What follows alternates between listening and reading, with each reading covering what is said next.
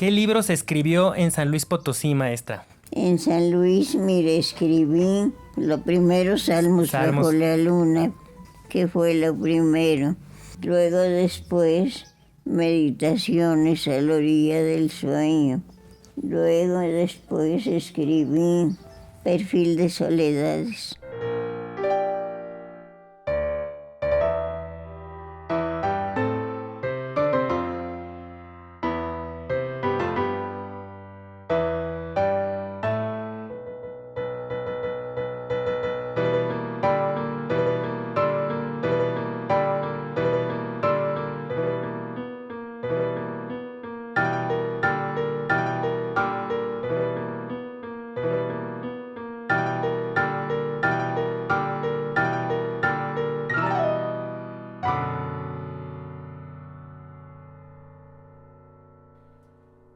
Como ella lo declaró muchas veces, por asuntos cotidianos, por asuntos de vida, tanto pérdidas como duelos, etcétera, pues ella se mantenía a veces alejada de la literatura y se declaraba como un amante inconstante, mas nunca infiel.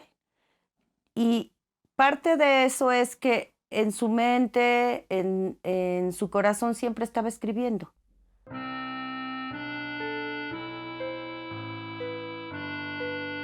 Porque le digo, me paso a veces, no digamos meses, casi años, sin escribir nada. Y luego de pronto tengo necesidad de decir algo y lo escribo.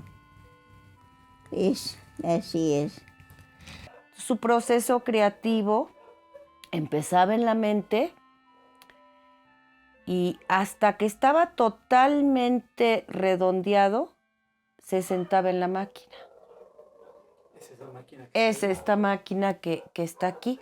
Ya al final de sus días, aquí con nosotros, ya no podía escribir porque tenía artritis, pero sin embargo, escribía a mano y ya le transcribía a alguien, o yo, o la persona que la asistía, le transcribía los poemas.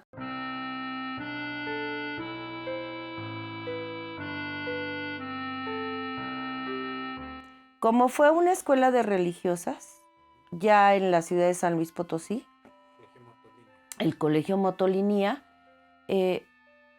para prepararse para la primera comunión, entonces te pedían que hicieras ramilletes espirituales para ofrendar el día de tu primera comunión, que eran jaculatorias, oraciones, ayunos, misas, que era como una preparación para recibir por primera vez el cuerpo de Cristo. Porque como yo me eduqué en un colegio de religiosas, entonces nos daban historia de la religión. Y ella, además de eso, empezó a hacer sus primeros poemas, que eran poemas de índole totalmente religioso, pero ella ahí dijo, aquí. Y desde ahí siguió adelante y ya jovencita, adolescente, a los 17 años, ya estaba escribiendo sus poemarios. Que de ahí quedé yo muy impresionada con el Cantar de los Cantares, traducido por Fray Luis de León, y me ha acompañado toda mi vida, que me parece el canto de amor más maravilloso que se ha escrito.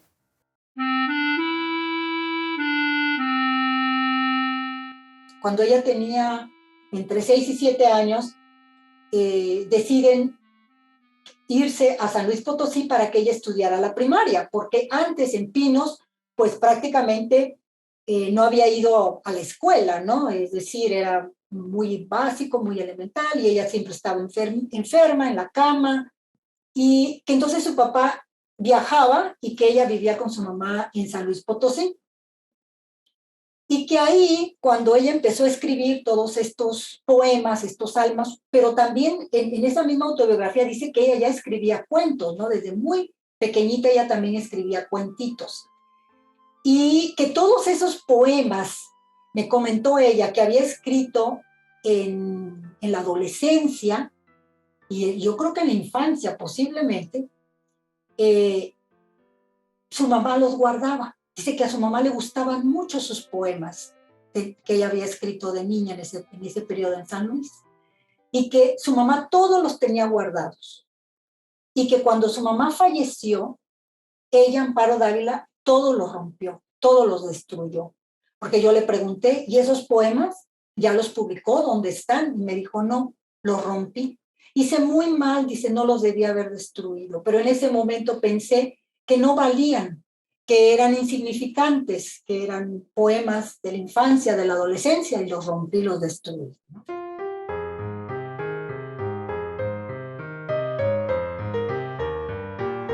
Yo siempre consideré a Amparo Dávila más bien potosina, no tanto por el lugar de origen, que es Pinos, sino porque aquí llegó niña, aquí tenía su casa su padre está enterrado en el cementerio del Saucito, y ella aquí se inició en las letras, ¿no? Este es uno de sus primeros libros, ¿no? La verdad es que nosotros los potosinos queremos que Amparo sea de San Luis, porque realmente pues nació allá, pero aquí o sea, desde los 7 años vivió aquí en San Luis, y eso la hace pues muy potosina. Y todos sus escritos nos tienen, creo yo, que ahora nosotros muy orgullosos. Entonces, en ese sentido es tan potosina como zacatecana, ¿no? Porque ella aquí ella pertenece más o menos a una generación, digamos, que empezó a escribir en los años 50, que es una generación que nació en los años 20 y empezó a escribir en los años 50, así redondeando mucho las fechas, ¿no? Entonces esa generación fue muy importante en San Luis Potosí. Ahí estaban dos extraordinarios poetas como Joaquín Antonio Peñalosa y Félix de Aguajare. Estaba también el poeta y cuentista Jesús Medina Romero, que era su gran amigo.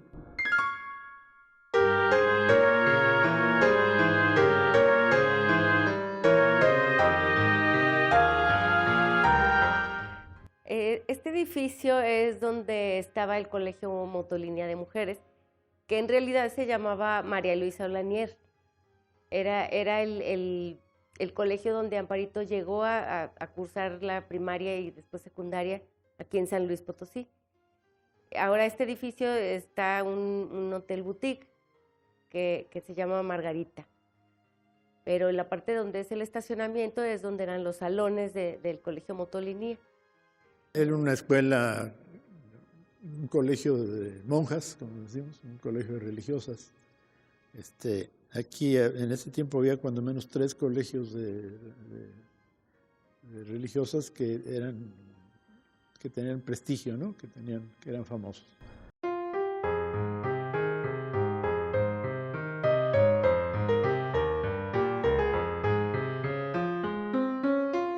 Bueno, estamos en la casa que fue la casa paterna de Amparo Dávila, aquí en San Luis Potosí, donde ella prácticamente pasó lo que antes decíamos su segunda infancia, primaria, secundaria, incluso su juventud, hasta que se fue definitivamente de San Luis. Aquí vivió durante el tiempo que hizo sus estudios básicos y el tiempo también en que se inició en las letras. Bueno, ahora se le conoce como Casa Blanca, pues porque es blanca, ¿no? Por encima. Pero son oficinas y también se destina algo de producción de la televisora Canal 13. Su papá tenía una gran biblioteca aquí mismo en la Casa Blanca y ella ahí empezó a leer. Pero yo recuerdo que mi mamá nos decía que en su familia no nos dejaban ni leer la Biblia. O sea, una niña no podía estar en una visita de gente adulta. Pero Amparito se las gastaba en de poder sentarse y platicar y ser como el centro de atención. Que en ese tiempo la gente grande era la gente grande y los niños eran para que se fueran a jugar.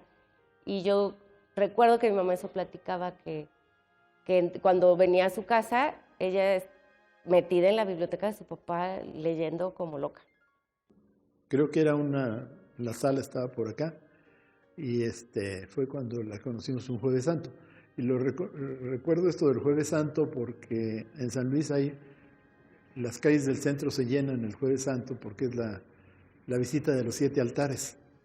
Y lo que conocí de ella era que pues, era amiga de mi mamá, estaban en el colegio, tenían un grupo que se llama las Yedras de invierno, que se juntaban en la iglesia del Espíritu Santo a bailar y a hacer pues, como cosas de religión del colegio de Motolinía donde ella estudiaba.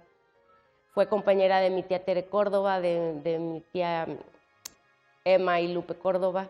Mi mamá es Marta Córdoba Rubín de Celis y eran compañeras de ahí del colegio.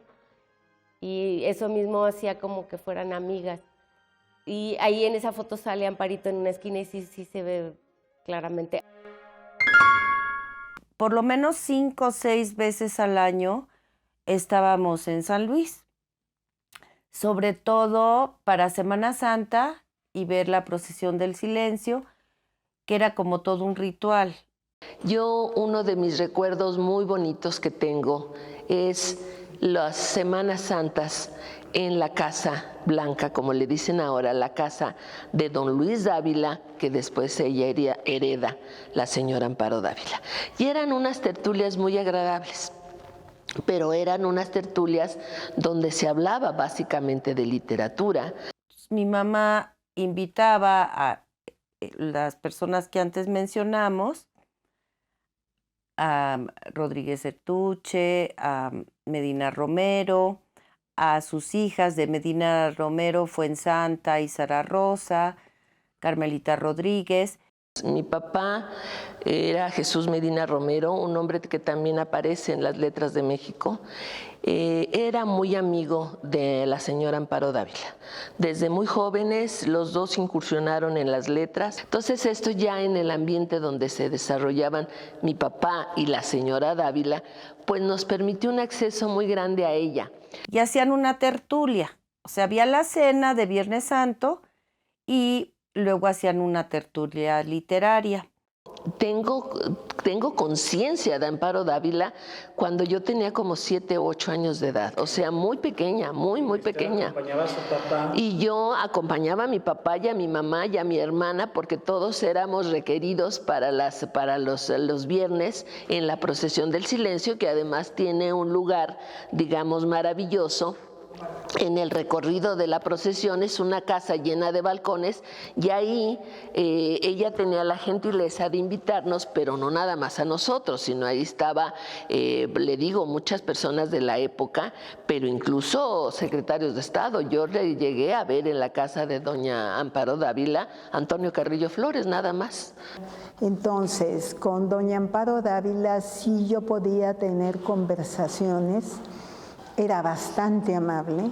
Siempre después de una tertulia en la casa de ustedes, había una tertulia en la casa de ella. Siempre había esa reciprocidad. Y venían muchos de los ilustres potosinos que radicaban en la Ciudad de México, José Antonio Padilla Segura, Castro Leal, el propio don Antonio Carrillo Flores, Nabor Carrillo, su hermano. Entonces era este grupo de personas que correspondían a otro México.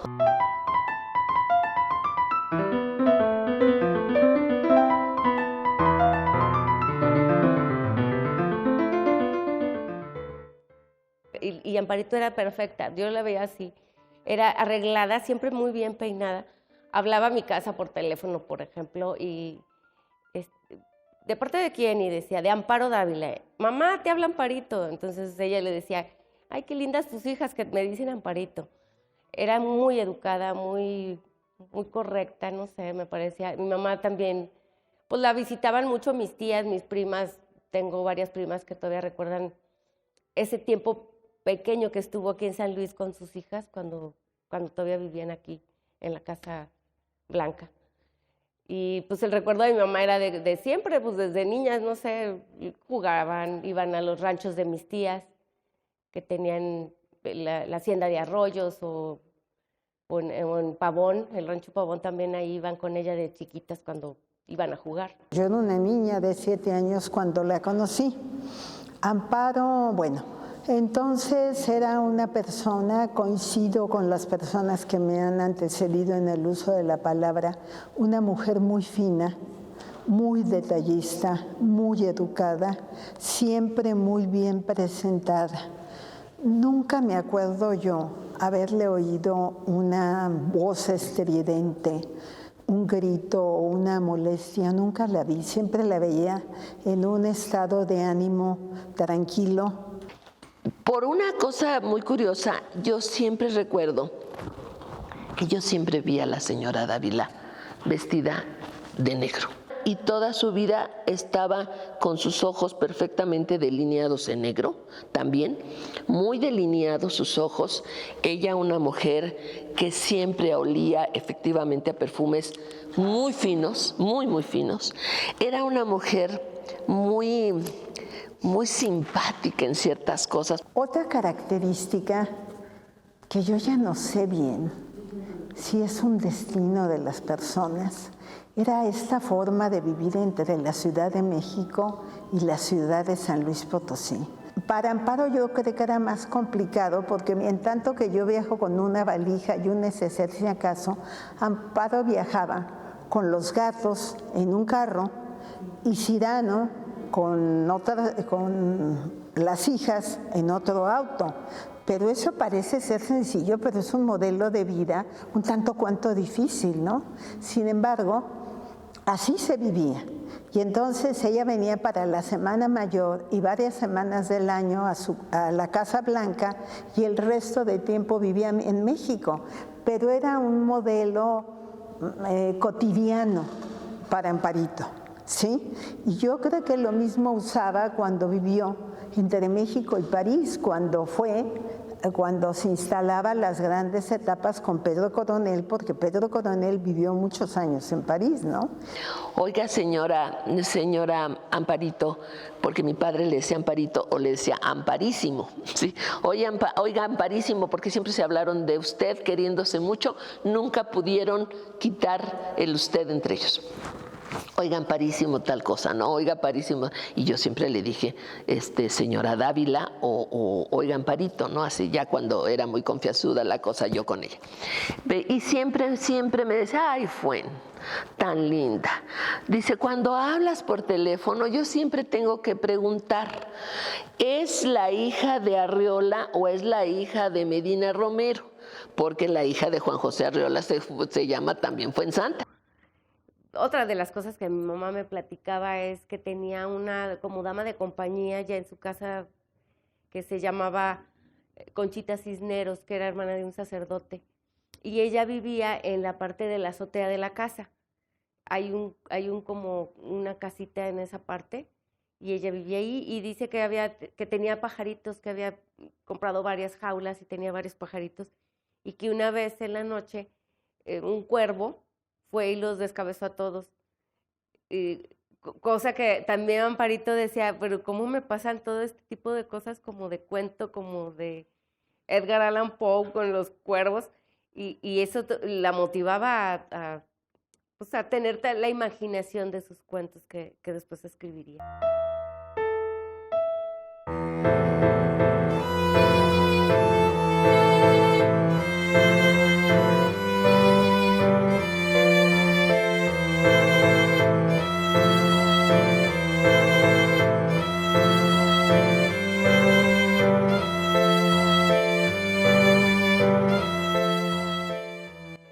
Ese fueron los 25 años de casados de mi tío Elías y de mi tía Lupe Córdoba, que está todo en video, ya está el video a color y salen muchos personajes pues, de San Luis, tanto sacerdotes como personas que eran del medio artístico, en donde está Amparito Dávila bailando con mi tío Pepe Torres, pero todavía estaban solteros y ahí su esposa fue Graciela Córdoba. Y Amparito bailó con él en ese evento.